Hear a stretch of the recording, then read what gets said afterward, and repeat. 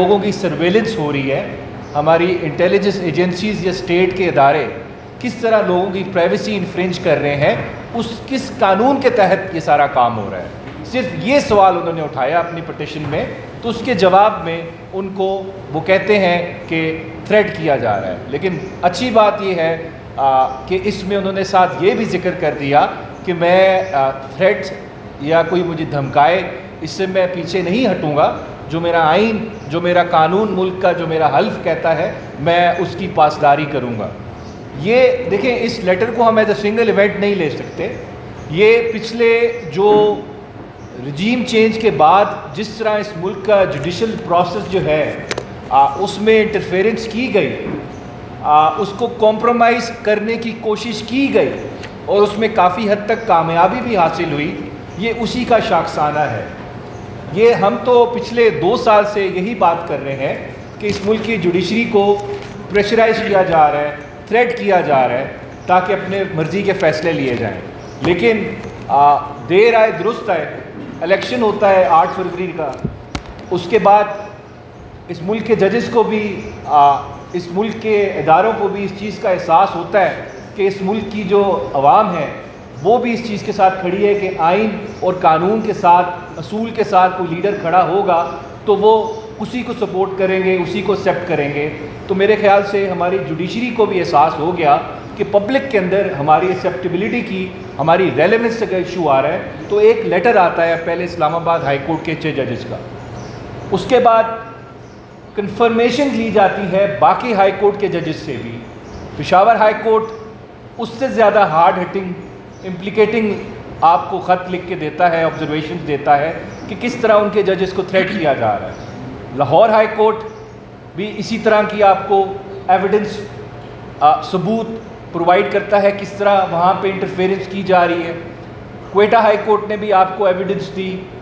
تو آپ یہ کہہ سکتے ہیں کہ اس ملک کے جو اعلیٰ عدالت ہے، دیکھیں ایک تو ڈسٹرکٹ جوڈیشری ہوتی ہے، اس کی تو ہم بات ہی نہ کریں نا، اس کو جس طرح یوز کیا جا رہا ہے. ایک تو آپ کے آئین میں کہتے ہیں ہائی کورٹ، سپریم کورٹ اعلیٰ عدلیہ ہے، آپ کی سپیریئر جوڈیشری ہے، کہ آپ کی پورے پاکستان کی سپیریئر جوڈیشری اس بات پہ متفق ہے کہ آپ کے جوڈیشل پروسیس میں انٹرفیرنس کی جا رہی ہے.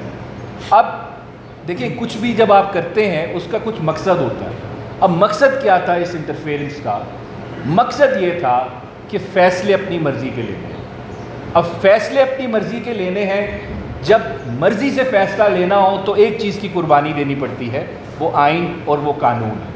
اگر آئین اور قانون کے مطابق جوڈیشل پروسیس چلے تو پھر جو شخص معصوم ہوتا ہے اس کو سزا نہیں ہوتی. لیکن یہاں پہ عمران خان صاحب کیونکہ وہ معصوم ہیں، انہوں نے کوئی جرم نہیں کیا، تو ظاہری بات ہے ان کو سبق سکھانے کے لیے، ان کو سزا دینے کے لیے، یہ بتانے کے لیے کہ انہوں نے ان کے ہمارے ملک کے خلاف سازش ہوئی ان کی حکومت ہٹاتے وقت، تو سزا تو دینی تھی عمران خان صاحب. اب سزا دینی تھی تو اس کے لیے سب سے بیسک ریکوائرمنٹ کیا تھی کہ انویسٹیگیشن، پروسیکیوشن کمپرومائزڈ ہو. وہ تو ہو گئی، آپ کی حکومت آ گئی. چلیں اب جی جوڈیشل پروسیس کو بھی ہم کمپرومائز کرتے ہیں. تو اب کچھ ججز ہیں جو پھر بھی اصول کے ساتھ کھڑے ہو جاتے ہیں، وہ کہتے ہیں کہ میں غلط کام نہیں کروں گا. تو یہ جو لیٹرز آ رہے ہیں یہ اسی چیز کا شاخسانہ ہے. اس سے یہ اسٹیبلش ہو رہا ہے کہ کچھ ججز ابھی بھی ہیں اس ملک میں جو اصول کو، جو آئین کو، جو قانون کو نظر انداز نہیں کر رہے. دیکھیں، جس طرح عدت کیس کا فیصلہ ہوا، توشہ خانہ کیس کا فیصلہ ہوا، جتنے بھی کنوکشنز ہوئیں عمران خان صاحب کے کیسز میں، کوئی دنیا کا قانون، کوئی دنیا کا آئین، ہمارا اپنے ملک کا آئین، ہمارے اپنے ملک کا قانون اس پروسیس کو فیئر نہیں کہہ سکتا.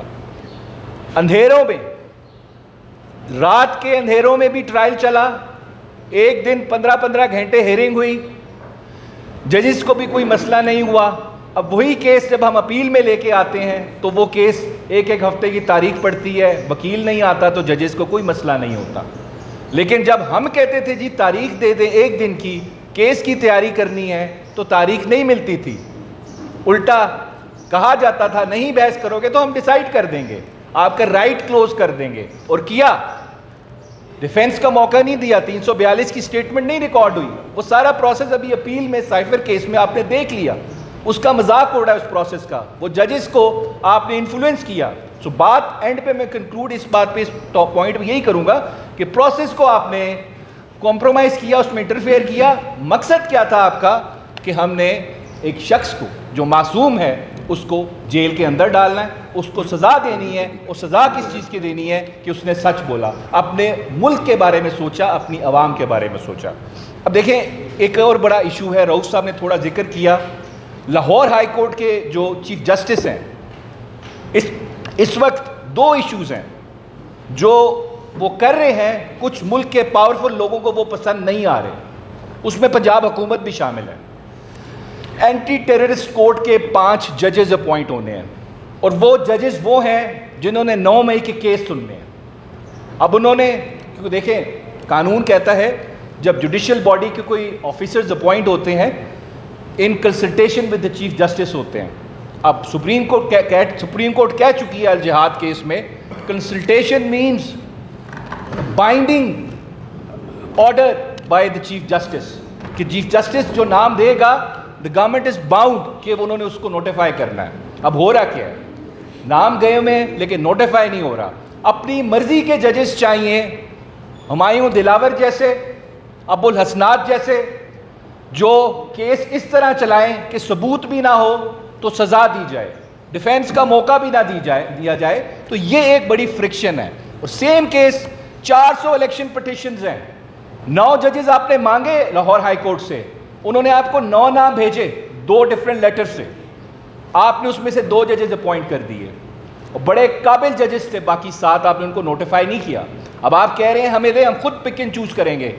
بھائی election commission is part of the rigging process, how can it choose the ججز کہ ہم چوز کریں گے جو فیصلہ کرے گا ہمارے خلاف یا ہمارے حق میں. ہم تو کہتے ہیں اس میں election commission is part of the rigging, آپ کیسے چوز کریں گے جج؟ اس وجہ سے جو آپ کو نام دیے ہیں لاہور ہائی کورٹ کی چیف جسٹس نے, وہ آپ پہ بائنڈنگ ہے, آپ نے ان کو فالو کرنا ہے. اور یہی سورس آف فرکشن ہے, اس وقت کرٹیسائز کیا جا رہا ہے لاہور ہائی کورٹ کے چیف جسٹس کو, کیونکہ وہ جھک نہیں رہے کسی کی خواہشات کے آگے, کسی کے آرڈرز کے آگے, وہ قانون کو, وہ آئین کو فالو کرنا چاہ رہے ہیں. اس طرح باقی کس طرح سائفر کیس ڈیلے کیا جا رہا ہے اور عدت کیس ڈیلے کیا جا رہا ہے, وہ نعیم اس پہ آپ کو کافی کلیئرلی بتا دیں گے. بس میں اس میں دیکھیں بات بس کنکلوڈ کروں گا. اگر دیکھیں ہم نے ڈیسائیڈ کرنا ہے کہ اس ملک نے آئین کے مطابق چلنا ہے کہ کسی کی خواہش کے مطابق چلنا ہے. اگر خواہش کے مطابق چلانا ہے تو پھر اس آئین کو ہم سائڈ پہ کر دیتے ہیں, ایک دفعہ یہ اناؤنس کر دیتے ہیں کہ اس ملک میں بادشاہت چلے گی.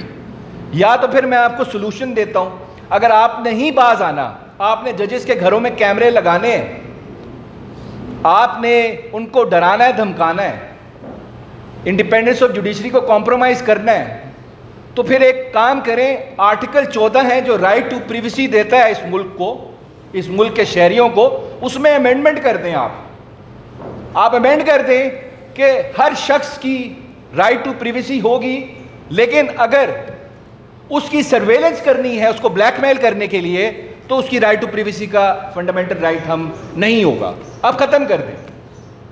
یا آپ اس ملک کا جو آئین کا بنیادی ڈھانچہ ہے انڈیپینڈنس آف جوڈیشری, کہ جوڈیشری انڈیپینڈنٹ ہوگی ایگزیکٹو سے, لیجسلیچر سے, یا آپ اس ڈھانچے کو تبدیل کر دیں. جی ہم نہیں کہتے جوڈیشری انڈیپینڈنٹ ہوگی, جوڈیشری تابع ہوگی کسی بادشاہ کے آگے یا کسی حکمران کے آگے جو کہتا ہے میں آئین کو نہیں مانتا, میں قانون کو نہیں مانتا, میں خواہشات پہ ملک چلاؤں گا.